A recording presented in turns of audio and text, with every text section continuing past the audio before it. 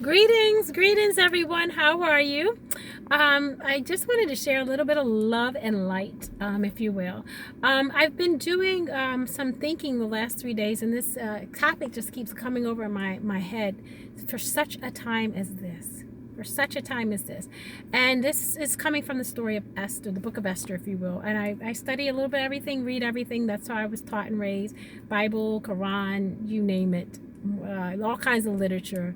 I study all races, all cultures, all religions. So, because I want to be in the know, right? I wanted to know, so I set out to know. So, but one of the things was the book of Esther. So the story goes like this. So the king had a wife, and her name was Vashti. The way it worked back then, you couldn't just go all willy-nilly into the king. You had to wait for him to extend the scepter, and when he extended the scepter, you could come in. If you went without him extending the scepter, you could lose your head. Your head could be cut off, right? So he called for Vashti. He wanted to show her off. She must have been very beautiful, and he wanted to show her off to his friends, and she didn't come. She disobeyed the king. That was like a no-no. You just didn't do that. And so some say, there are different accounts of the story. Some say she just was being not submissive. Others said that the king had been in a drunken state for days, and perhaps he wanted to come and show her off in her bare state, all skin. And she declined the offer. And so again, there are several accounts of this story. So at any rate, she didn't go, and that was a no-no. It was punishable by death. So the men of the kingdom said, hey, we got a problem here, because she's doing this and she's the queen. This gets out, our wives here, then all of our wives will start disobeying us. So you're gonna have to get rid of her. You're gonna have to get rid of her. So the king got rid of the Vashti, and they said, you should go and send out a decree, and that for all women to come, different age, beautiful women, of young women, I don't know what the age group was, but different women, they came. And it was like the first beauty pageant. So they all came, and Esther was chosen over the other women. She was actually chosen. So she was chosen, and there was a guy by the name of Haman. And Haman had a diabolical plan. Now, I failed to mention that Esther was of the Jews. She was not of the same race as the king, and she was hiding her nationality or her race, right? She was hiding it. And because she didn't want them to know, her uncle told her, don't tell them who you are. Hide yourself. Don't tell them who you are. You know, he's picking you for you and all your beauty. To hold your peace. Don't say anything about that. But then they learned of this diabolical scheme that Haman, one of the king's men, had. It was for a mass extermination of the Jews, right? A mass extermination of a group of people, right? And so when he learned of it, Mordecai, Esther's uncle that raised her, said, hey, you got to go in and talk to the king and let him know. And she said, I can't go in, because I just can't go in like that. I got to wait for him to extend the scepter, and then he can go in. So Mordecai was like, don't think that by you not saying nothing, it's going to save you. Don't think that by you not getting involved, it's going to save you. If I just be quiet, if I don't say anything, if I just look the other way, pretend it's not happening, that it'll go away and I'll be safe. I'm hiding in plain sight, but they won't see me. And he said, no, maybe you come into the kingdom for such a time as this. Maybe 2020 came and this happened. Yeah, I had said something like this was going to be coming, but didn't quite know it was a hit this 2020. But could it be, why in this time? You're in this lifetime. Could it be that you're here for such a time as this? And he told her, don't think that you holding your peace is going to save you. You're being divorced from this. Oh, that's not me. Oh, that's just them that's going through those people out there. I don't need to get involved. He said, because the Most High raised up a deliverer from somewhere else, but it might not be good for you. But peradventure, if you say something, stand up, you can save yourselves, but you can also save the people. You can save your people. So, might I suggest that you have something to say? Maybe there's something that only you can say the way that you can say it. Maybe when you see someone doing something that's not right or unjust, you can speak up and be the voice of reasoning or the voice of justice. Don't think that if you just look the other way, it's going to go away. It's not. It's not going to go away unless we make the change and we do something about it and we stand up and we speak about it. That's how change comes about, not by sticking our head in the sand and pretending that it will go away, and it doesn't. You have to stand up. Could it be that you've come to the kingdom? You've come here for such a time as this. There's something you have to say. And I don't know who this is for. I don't know. But there's something you can do that you haven't been doing. And only you know what that is. I don't know what that is, but you know what it is. And you know who you are that I'm talking to. Whether doesn't matter your race or your culture. Maybe you have friends that are racist and you sit and you're scared to let them know that you don't feel the same way, but you just sit among them and pretend that you're okay with it when secretly you're not. But you just go along to get along because you don't want to rock the boat or ruffle any feathers, even when they're making unjust remarks or racist remarks. Could it be that you're there to make a difference or help them see the different light? I'm just saying, I don't know. I don't know who that's for. But, so Esther was scared. She was scared to go in and do it. She didn't want to jump out there all willy-nilly. And I don't blame her, because she could have lost her head. And that's what I want to say. Let us not jump out here all willy-nilly. There are folks out there that don't have good intentions, and they're mixing among the people, pretending like they're down for the cause, and they're not.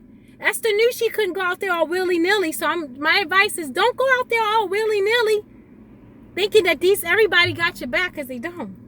So Esther knew enough to say, look, before I go in, before I do something, let me meditate.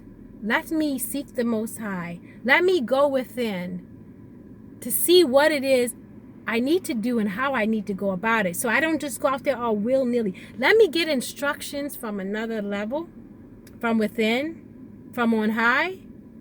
Let me get some instructions. Let me still myself for a moment so I'm not acting out of my emotions. I'm not acting out of fear. I'm acting out of wisdom and instruction, divine instruction at that. So what did Esther do? She called for a fast for 3 days. She told Mordecai, tell the people, nobody eat or drink anything for 3 days straight. When I go do this thing, I need you to know that I've heard from within, from on high. So I'm admonishing that for those of you that desire to, for the next 3 days, Monday, Tuesday, Wednesday, 3 days straight, that we go within, we meditate, intercede on behalf of the country, on behalf of justice for the people, on behalf of the economy, on behalf of the leaders of this country. Call them by name. If you're a dancer, I want you to dance for at least 6 minutes. Why 6? 6 is the number that has to do with family and home. This is our home, and this is about the fam right now. All the globe is looking at us. Even they're tweeting and Facebooking from over other countries. They're looking at the fam right now. So we have to, for the next 3 days, you don't have to. I'm just asking if you will join me for the next 3 days. If you dance, I want you to dance holding this country in the light. Think on our government. Think on the injustice that's taking place, and think on justice being manifested. Think on peace being manifested. Think on solutions for the economy, solutions for this pandemic. Think on that. Hold that in the light. If you're a dancer, dance it. Put that in your dance. If you're a singer, sing it.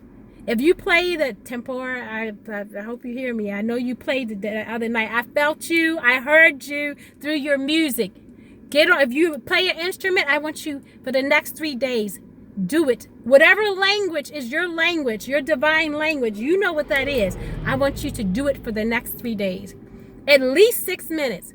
And I want you to do it at noontime, if you don't mind. At noontime, we can do it throughout the whole day. If you feel so inclined or you desire to turn down your plate and fast, by all means, go for it. Turn the plate down. Join me. And maybe not eat nothing till 6 o'clock. However you feel led. I can't tell you how to do that. But I'm just asking you to join. There's something powerful about when we unite our thoughts, our intentions for good. So I'm asking you to join me and uniting our energy, our thoughts, and our intentions to manifest a desired result, which is justice, which is the economy thriving again, which is healing from this COVID situation. And there's so many different stories. I've been hearing so many different things. The narrative behind that keeps changing. We need the truth to come out. It can't be all different and be the same and different at the same time. They say there's a dead cat somewhere on the line. Somebody's lying about something. So we need the manifestation of truth. We need truth to come out. We need covers to be rolled back. Everything that's in the dark to come to the light. We need to join our thoughts, our intentions, our intercessions, our language together to manifest. Because there are those that, there's different ways to do this. We can do it. There's those that are protesting. And I'm saying, don't be out there all willy-nilly. I told you in my last video, and then you saw what was going on. I said it. There were going to be people out there that were not even from here. Not even from the places that's doing it. Don't jump out there all willy-nilly. Be like Esther and know that you need to be strategic. Again, there's that word, strategic. Get some insight, some divine instruction. So I just want to encourage you, if you will join me, please just send me with you together. Do something like that to let me know you're doing this. At noontime, share your lunch. Give up your lunch period. Go for 6 minutes. And in that medium. And I'm just asking for the next 3 days. And cutoff time, I guess, would be at maybe 6 o'clock. Cutoff time is at 6 o'clock. Again, why 6 is a number? It has to do with family and home. It has to do with, it also has to do with our economy right now is going through stuff. It has to do with material things as well. We need this economy to get right. And whatever is holding it up, that needs to be revealed and brought to the light, whatever that is. So I'm asking you guys if you can go within for the next 3 days, Monday, Tuesday, Wednesday, if you can join me. So please, in the spirit of Esther, some say Ishtar. And Esther had to do, if some say her name translates to a star. So right now, this whole world is a stage, and we need the stars to come out. We need some of the stars to come out and to shine amongst the darkness, to shine amongst all of the chaos that's going on. We need some of the stars to bring light and to shine and amidst all of the confusion and the pandemic. So her name is Ishtar. They said it had to do with another star, which is the Advisa star. Some said it had to do with the myrtle tree. So you can look her up the name. I'm big on, I need to know what it means. Esther. So Ishtar, you can do the research yourself. I encourage you to do some of your research on it as well. Check doesn't lie, it never lies.